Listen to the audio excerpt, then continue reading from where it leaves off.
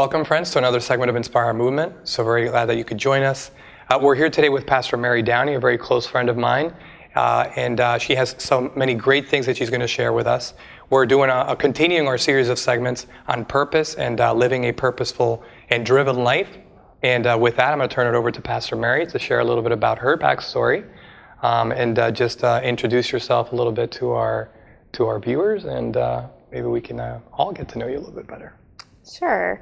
So I am Pastor Mary Downey, and I am a deacon in the United Methodist Church. That's how you know me. I'm appointed at your local congregation.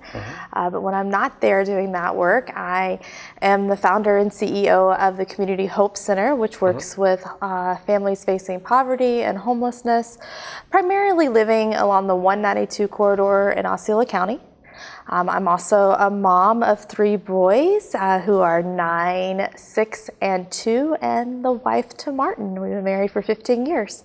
So that's kind of me in a nutshell. So can you tell us a little bit about how your educational background, I've obviously perused a little bit through your biography, and there's so much variety, whether it be the mass media, art history, the Christian leadership, some experience as a columnist and reporter, even prior to your functions with the Community Hope Center.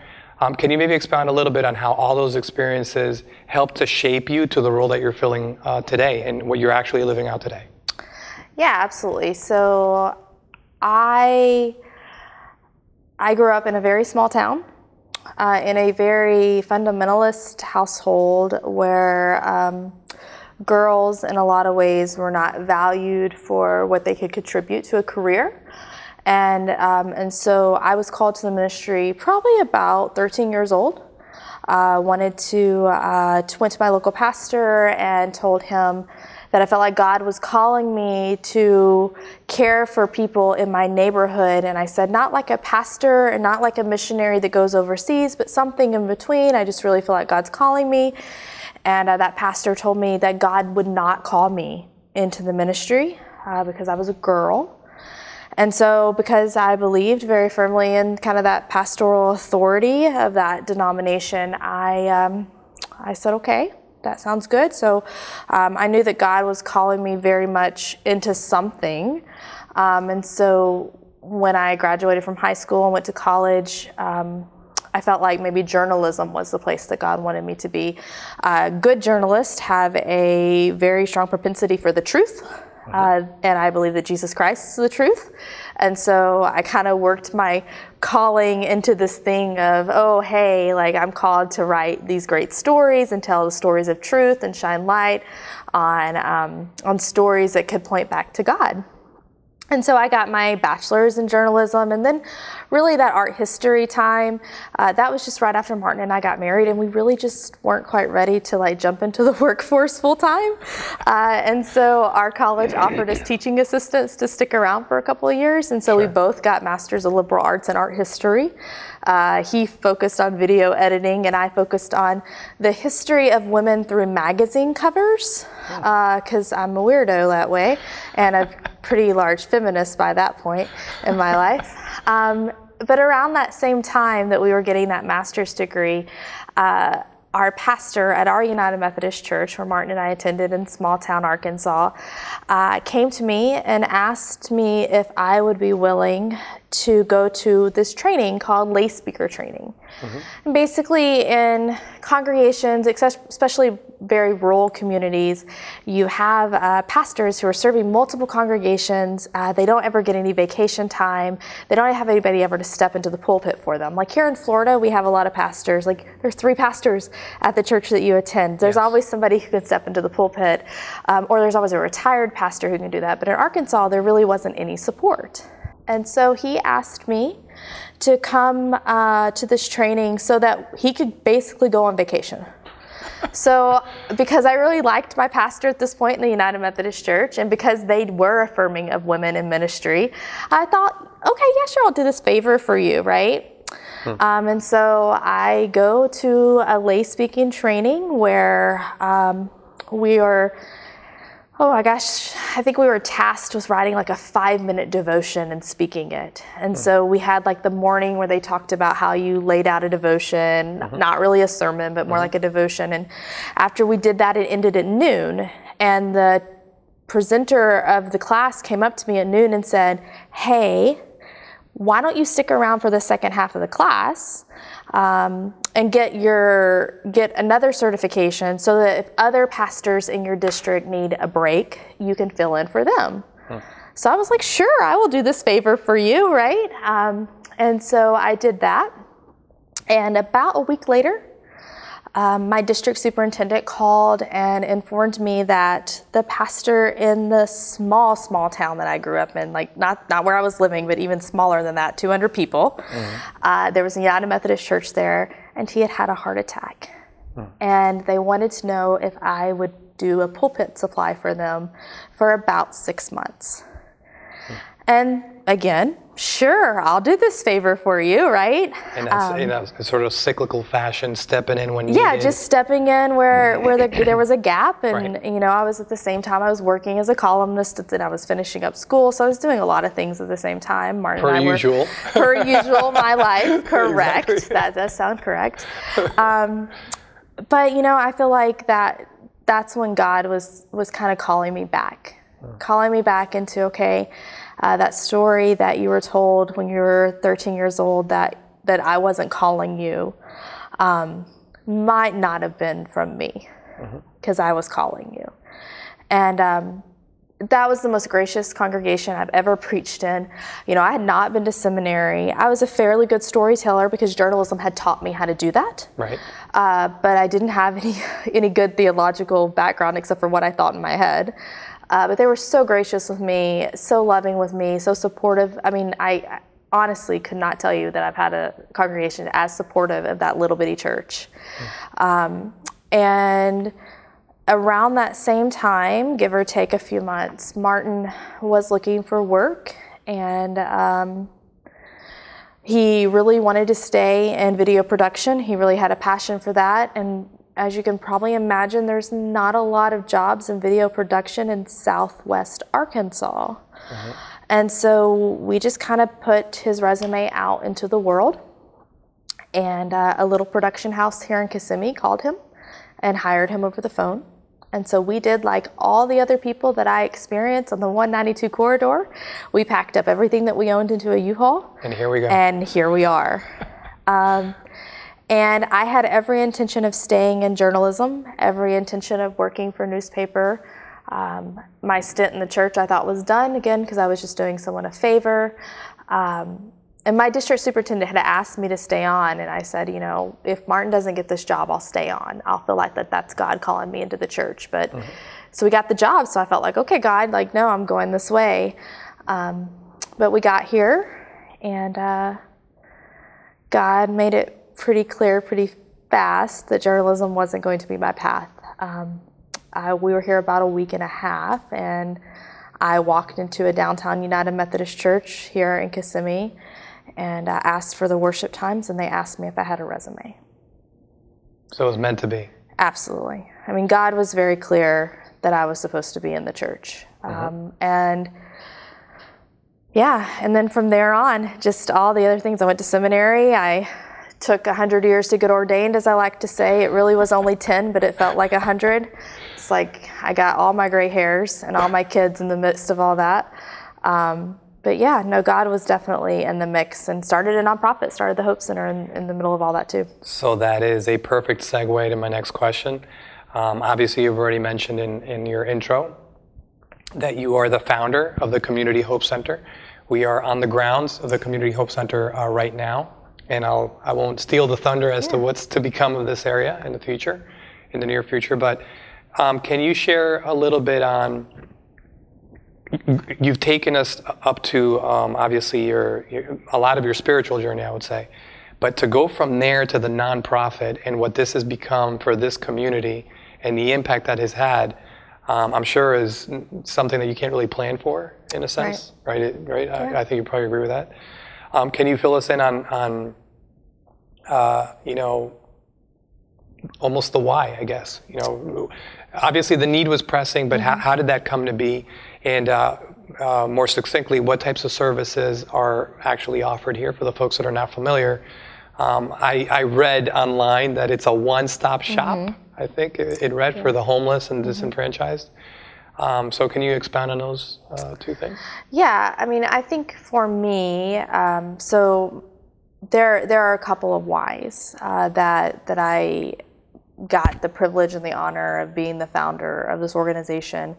The first why is my family story. My family of origin is not necessarily a family of origin of,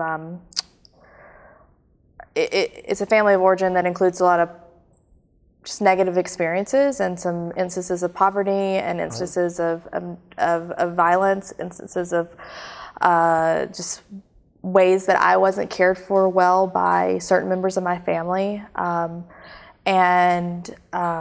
And so that would probably be my first why, just knowing what it feels like to be on the outskirts and really, really wanting someone to be able to help and not knowing where I could go for help, not being able to find it. And instances in my life where I even asked for help and the people that I asked for help were ill-equipped. They just weren't able to do so or didn't have the skill set to do that. So that would be my first why, just a very personal touch point of my lived experience. And then, my secondary why is that when we moved here to Kissimmee, the church that I served in downtown Kissimmee had a ministry to those without homes. They did basically a soup kitchen type of mentality. They would feed people dinner and then have a little sermonette and a prayer, and I became responsible for that service. And as I was in the mix of doing that work, I did it very poorly at first because I did not know how to do that work well.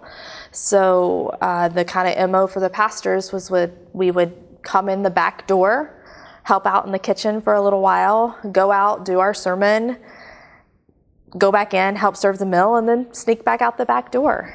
There was no conversation, there was no connection points at all. And about 6 months into doing that, I was driving in, and I was trying to be faithful to this situation.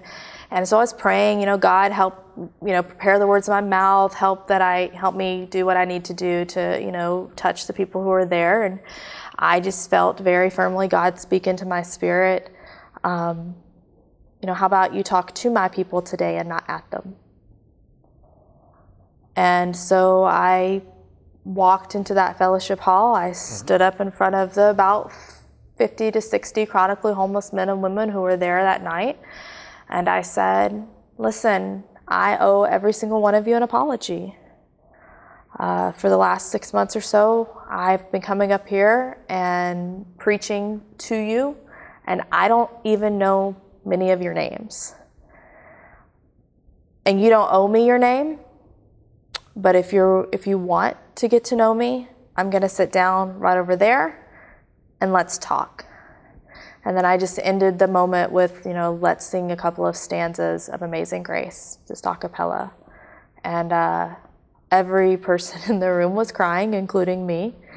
And I remember very clearly a woman coming up to me, and she took her hands and she just put them on my face like this, and she pulled me in and she kissed me, like just right here. And again, this is the beginning of my work with people who are in homelessness. So and I'm not a hugger, as you know. I'm not a very physical person. And so just that kiss, the human part of me was like, oh my God. The spirit part of me was like, oh my God, these are your people. And This is what you're called to. And from that point on, I did everything I could to figure out, okay, how do we properly serve people who don't have homes? How do we do more than just give them a meal? How do we do more than just preach at them? How do we comprehensively address the barriers that keep them stuck in poverty and homelessness and help them overcome those barriers, not just individually, but also systemically? How do we, and so that's really the whole work of the Hope Center, is that two-part prong. I mean, now, we started with 2 people who are doing case management, me and one other person. Now we have a staff of 22. It's unreal. God has been incredibly faithful to our work, and we address every single barrier that we possibly can identify, and we let the people that we serve tell us what those barriers are, as opposed to us coming in the door and saying you need to do X, Y, Z to get out of poverty or homelessness. No, talk to us, tell us what your wishes, hopes, and dreams are, tell us what it is that you want out of life, and let's figure out what is standing in your way. That's fantastic. What's keeping that from happening for you. So it's like the advent of not trying to deal with the symptoms that the person has, but identifying the root causes so that they can actually become holistically better. Absolutely, absolutely. I mean, we can throw things at symptoms all day long. You know, we can medicate things all day long. We can triage it even. But if we don't start looking at surgery, if we don't start digging into what is actually happening under the surface, then it's just going to stay the same. And that's hard work. That's hard work for the people that we serve. It's hard work for us because it's very much a mutual connecting point. It's about building relationships. It's about, you know, doing the long term, just the long term ability to stick with it. It's not a quick fix. With a community that is used to not being recognized, not looked at eye to eye. Which is used to being just sort of secluded from society and is distrustful to begin with. Yeah, absolutely, and we recognize that. You know, it could take 3 or 4 meetings with us before trust can even start to be built. We have to prove ourselves to the people that we serve, and a lot of places they walk in the door, it's the other way around. They're supposed to prove themselves to us, and that's not how we operate. We want to prove ourselves to them. So as a little bit of a testimonial, since it is a getting to know you of you, and in many respects, being that we're so new to these segments of us, even the hosts, there was an incident in my life where my family was effectively homeless, and when we first got to Florida, that was sort of my arrival. We're going to Florida for a Disney trip that's going to last a week, and that. I think it's about 28 years now, ongoing. Yeah. So it's been a long vacation, but if not for a family member, not even family member, kind of like a quasi-family member, really, a friend of a friend, taking us in for 3 weeks and kind of identifying certain resources at the time that were available to us. This was many years ago. We could have been easily, you know, completely lost, for lack of a better word. So what you're doing here is tangible and it's real to me, and that's why it's so important for me to get the word out to what you're doing. Thousands upon thousands of people have already been benefiting from what you're doing, but I'm purely an advocate of what you're doing, haven't experienced what we experienced. Well, and I think too, I mean, I struggle with even telling that part of my story because, you know, it's so hard because I don't want especially my mom, I love my mom so much and she worked so hard to try to make our situations better. And so, like, you know, in times when, you know, I was supposed to be living with my sister, but really I just had all my junk in a car and I was just like sleeping on whoever's couch was available, you know, my junior year of college. And I didn't realize until I came to work here and probably like 4 years into this job when I was looking through like the new classifications of youth homelessness, and I was like, oh, huh. I was actually homeless. That's interesting, you know, and I don't know that I like, because our family struggles so much more than those moments. I mean, I knew I could go to my sister's house even though it was 45 minutes away. Like, you know, there was space for me. But like those moments of what if there hadn't have been a space for me? You know, what if that family member hadn't have stepped up, or what would have happened? You know, what if you couldn't sleep on that couch? And so that's what the Hope Center wants to be. We want to be that place where people can come like, when no one else is stepping up. When no one else can step into that gap, we want to step into that gap. And, you know, we're not going to be able to fix it all. I mean, we're a limited budget organization, but we have a lot of things that we can walk through and see if it'll work. So as part of the Community Hope Center, in my research, prior to our meeting today. I know that you started some collaboration, I believe, with iDignity, which I think is a separate organization as far as I understand it. So there's an iDignity in Orlando, and then we own the franchise. So just like people own a Chick-fil-A, I own an iDignity. Not me, but the Community Hope Center owns an iDignity. That's the best way. We have a guy on our board who owns a Chick-fil-A, so I always use Chick-fil-A because he has a franchise, but he doesn't own all the Chick-fil-A's. We don't own all the iDignities, but the Hope Center has a franchise of iDignity Osceola. Understand. And that organization is run by our team. And it's just like the one in Orlando in a lot of ways, except they do theirs monthly and we can only afford to do ours quarterly. But iDignity is basically an organization that helps us get back people's identification documents. So when people go to the DMV to renew their driver's license or get a Florida ID, they have to prove their identity because of the Real ID Act. And that proof of identity includes a social security card, a birth certificate, a passport if you have one. If you have been married and you are a woman, a proof of your marriage license. And if you've been divorced, your divorce decree, and a proof of address. So if you think about people who might be experiencing poverty or homelessness, if you just think about most people, a lot of people, it's hard for them to gather those documents up. But if you've been moving from place to place, if those documents have been stolen from you, if you were in a domestic violence situation and you're a woman, you probably didn't bother to take your marriage license with you when you walked out that door. And so iDignity does the work of helping to people gather those documents back up, pay the fees that it costs to pick up those documents. You know, each of them can be $25, $30, depending on what it is, and then getting all those things ready so they can walk out the door with that ID that proves who they are. And that's the gateway to jobs and employment, or employment and housing. Even staying in a hotel, you have to show your ID. Yeah, it's incredible how dysfunctional you are when you're not even properly identified when you go for that job interview. Well, and you couldn't hire them. I mean, somebody comes to me who doesn't have an ID, I legally can't hire them because I can't fill out an I-9 for them. Right. Yeah, it's a key feature of what you're offering here. I think it's probably, you know, the entry point. To just having these folks recognized as existing so they can actually tie into all the different resources that are available to them. Well, and the reality is for many of the government programs that we can connect them to and start resourcing through also requires those documents as well. And so especially when we're dealing with someone who's chronically homeless, so somebody who's been on the year for 2 or more years, or been on the streets for 2 or more years, possibly also struggling with a disability, we have to have all those documents in place, and most of those documents have been stolen or damaged from water or weather or whatever. And so we can't even get them into the housing program. We can't even get them into a housing first model of care without their documents first. And so that was one of the first barriers that I knew that we were going to have to address. And so being able to partner with iDignity, they started in 2008, we started in 2013. I started bugging Michael Dippy, who's their founder and executive director, probably like 2009. How can we get this in Osceola? How can we get this in Osceola? And he finally relented because I'm persistent.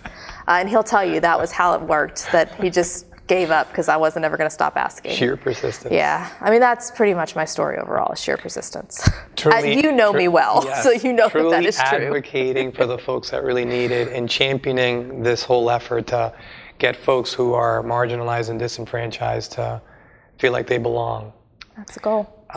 So I know you gave us a powerful testimonial of sorts that you experienced from the word jump in arriving at the Community Hope Center.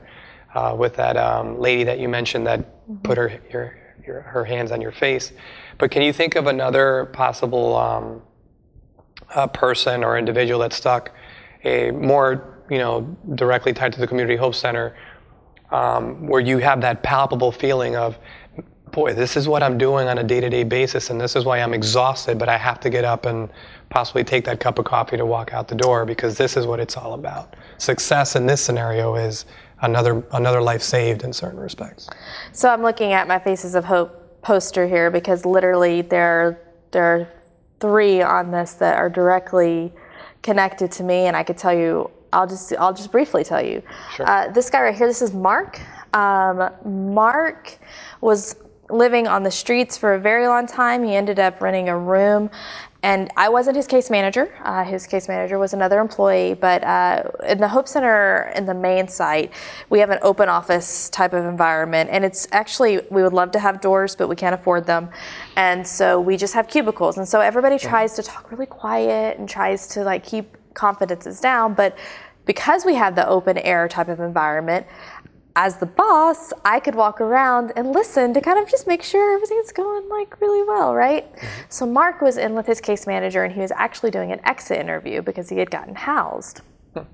And so I was just blatantly eavesdropping on this conversation, making sure that she was doing her job well, listening to his answers, and and she said, this is probably like 2015 that this happened. She asked him, she said, Mark, what is it that you think that the Hope Center did for you? And he stopped. He took a deep breath, and he said, when I came in the door at the Hope Center, I felt like I was a human being again. I felt like that I was seen. I felt like a person again. Which is just a powerful statement. Just absolutely powerful, but I'm not supposed to be eavesdropping, so I'm just silently crying, sobbing in my office, listening to him talk about how when he came in our doors, how he felt loved and cared for, and he said, it wasn't even that you gave me food, it wasn't even really that you got me housed, it's just you reminded me that I was human. You saw me. Yeah. And I told her when he left, I walked into her office and I said, I don't care if we ever do another good thing in the world. If all we do is remind people of who they are, then we've done our job. That's it. All the other things are just icing on that cake. This corner family is Tryphinia and her 3 boys. Tryphinia is actually a board member of the Hope Center. Tryphinia's story is that she was gainfully employed before the recession. She lost her job around the recession, stayed up in the hotels, needed to get back on her feet, came to us. We just worked with her. She's a highly motivated lady in a lot of ways. Got her housed very, very quickly. Everything was going great. She got cancer.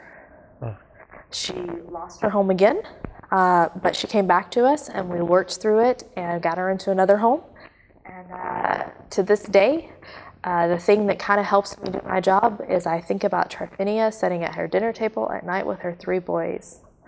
Some days when the days are incredibly long and hard, I just picture them there, and that helps. It speaks for itself that you have face recognition with some of the folks, of the thousands of people that have come through these doors to solicit services.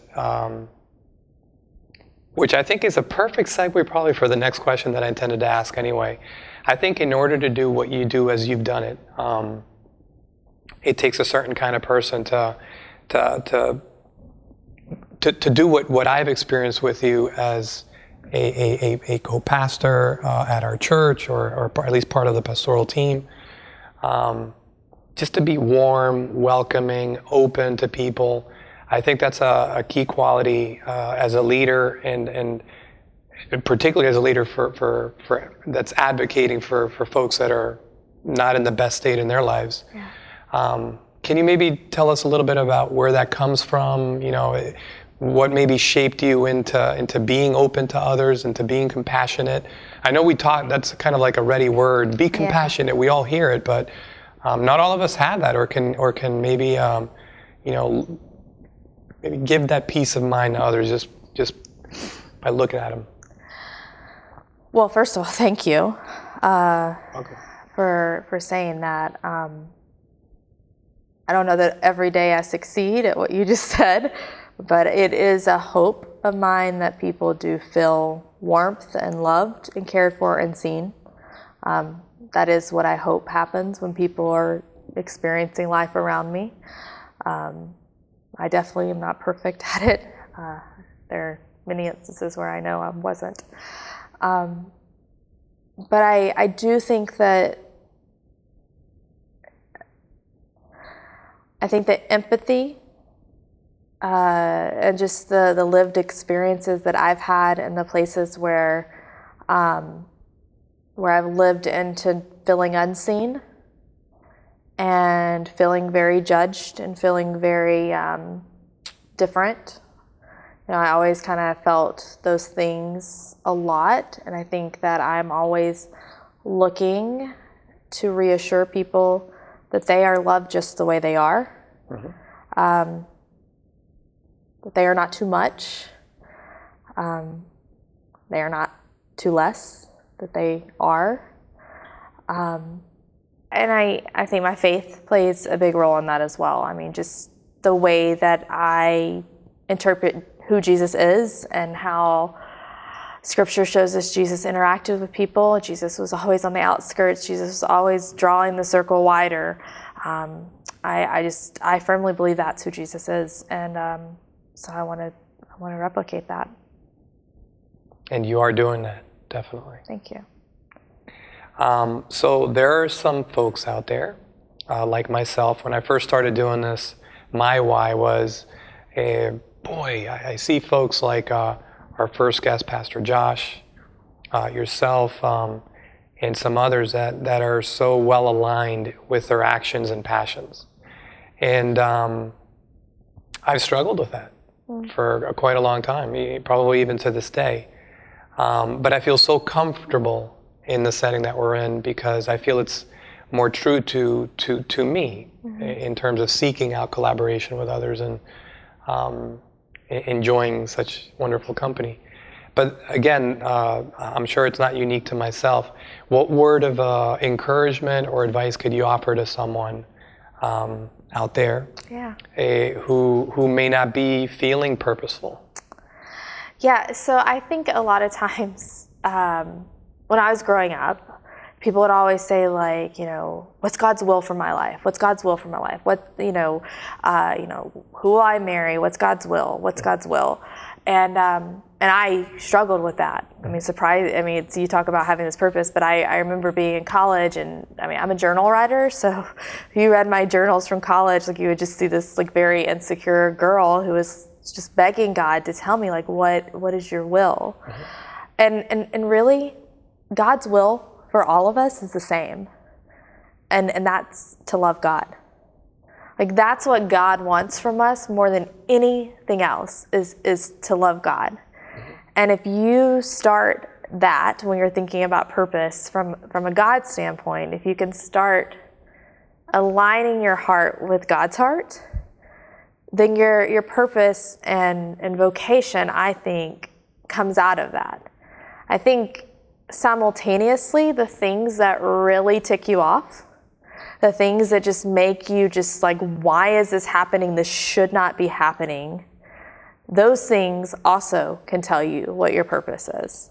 The things that get you red in the face, the things that you just can't, you've got a bent for people who, are facing injustices, and it just makes you just so riled up. Like, instead of just sitting in that anger, find out how you can use that anger to change that situation.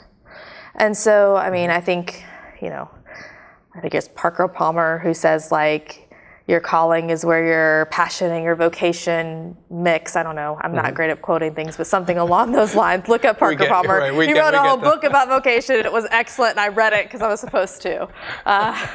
When you interview one of the other pastors, they probably quote it beautifully, but that's not who I am. But, where are those places where the things that you're passionate about and the areas that you see and that just fill your heart? Like, the work that I do, it does fill my heart. It's not easy work. There are hard days. There are many hard days. There are days when people are not housed that I want to be housed. There are days when systemically the systems are so broken that I feel like we're never going to move the needle on any of this. And yet the passion that still makes me mad, that still can just make me have so much righteous anger that these systemic barriers exist, I know I'm in the right place. Because you can use that feeling and put it into action. Right, yeah. And I think that purpose is what you make it, I think a friend of mine has a thing on her email that says it's the start that stops us.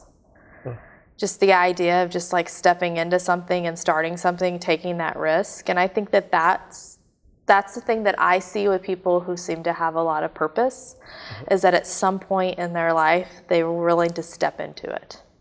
That they didn't know what the outcome was going to be. They didn't know how it was going to turn out. But there was a spirit of almost risk taking, of not playing it safe anymore, because the passion was there. Could not respond anymore. Well said. I like that input for everyone that has experienced a similar struggle or is experiencing it right now. Yeah. I'd like to use a little bit of this time as well to highlight and feature any special projects that with the Community Hope Center that you want to feature, or personal or otherwise, with our viewers. Yeah. So I think the thing that's most exciting about the Community Hope Center is that we are in that space of taking a risk right now, in the sense that we believe that the number one barrier that people we serve currently face is the lack of financially accessible housing. And so we have 5 acres of land that was donated to us that we want to put some houses on. And we have... which is where we're currently on. Where we're currently sitting right now. We're going to rebuild this chapel into something a little different.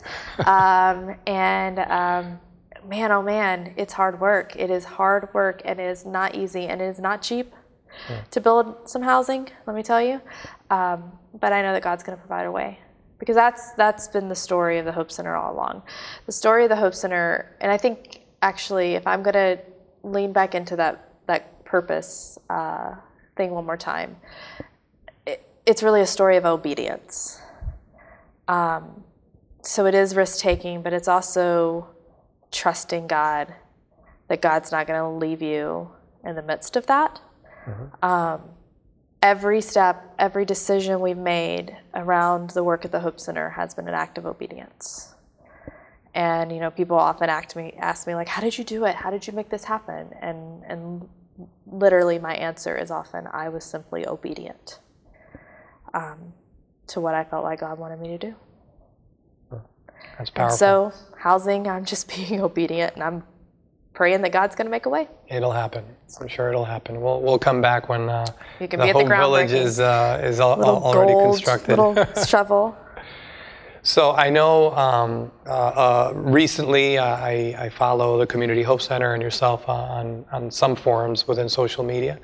So I know some of the ongoings or goings on, but you've received some special recognition on your work on behalf of the Community Hope Center.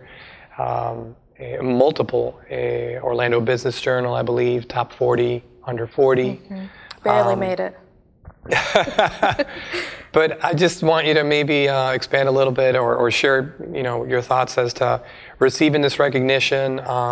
Obviously, you do something like this, not necessarily for personal acknowledgement, but it is well merited, and the fact that you're receiving this acknowledgement also directly correlates to the relevancy of the center. So they're integral with one another. How does that all feel? Yeah, no, it's weird. I'm not gonna lie. I think the 40 under 40 was really wonderful, but the one that shocked me was the finalist for Central Floridian of the Year, which is like, there's a lot of Floridians out there. There's not all that many people under 40. I mean, obviously both of those things and some other awards that I've had, but that one was particularly surprising to me because, you think I was just doing my job. I was just doing what I love. And, they came out and they did a little interview with me, and they asked me, a lot of times when we interview people about why they volunteer, we say like, what do you get out of it? And, I sat there for a minute and I looked at him. I said, I don't really believe in getting something out of this. That's not why I do it. I don't do it for how I can feel when it's all said and done. I do it for how the people that we serve feel when it's all said and done. And I hope what they feel is they feel loved. And in return that they'll love one another, and then that love will return to me.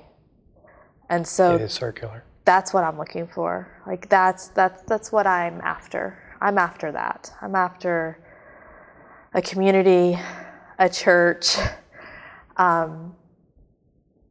when Jesus said, love your neighbor as yourself, like we went and we did that, and we did it well.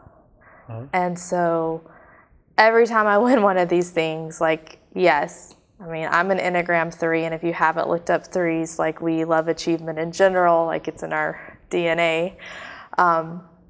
And I could do this work and never get an award, because the work is the reward. The reward, because the people, and not just the way it makes me feel. Again, it's not a reward in that. It's not rewarding in that way.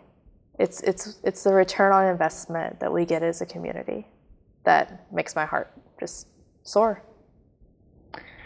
Well, thank you, Pastor Mary. Thank you for taking this time to share with our viewers about your personal story, the beginnings and functionings of the Community Hope Center. And just thank you for everything that you do. Mark, Tryphinia, and Esther, those names stuck in my mind. 3 of thousands of people that have benefited from the combined efforts of the center, and what a beautiful legacy you are actively working on and leaving behind for a wide community to continue going forward. I wish you much success. Thank you. I hope to come back when the Hope Village is constructed. Yes. And more importantly, full of people that are now, gainfully housed. But it's just fantastic what you're doing. I'm so very privileged that we're able to do this interview with you, and I can't wait for our next interview, possibly with now updates on all the new stuff and new faces and new stories to share about people whose lives you are changing. Thank you. And I do want to say, I don't do it alone. I do have the best team of people who work at the Community Hope Center you will ever find, bar none. No better group. And it shows. And with that, everyone, we conclude our segment with Pastor Mary. I am convinced that this is a powerful story, powerful message, just an unbelievable turn of events, and somebody with this conviction to do something for the disenfranchised and the marginalized, and what you can do with just the power of, this is where I need to be.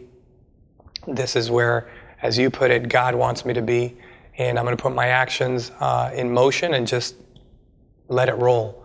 So an incredible story. I hope you enjoyed it. Tune in, please, to another segment of Inspire Movement. We're going to continue doing these and unleashing them to our YouTube channel, as well as our Instagram feed. So very happy and privileged for your welcoming of this space as well, as we're doing these collaborations essentially for you. Thank you so much, everyone, and I look forward to seeing you again.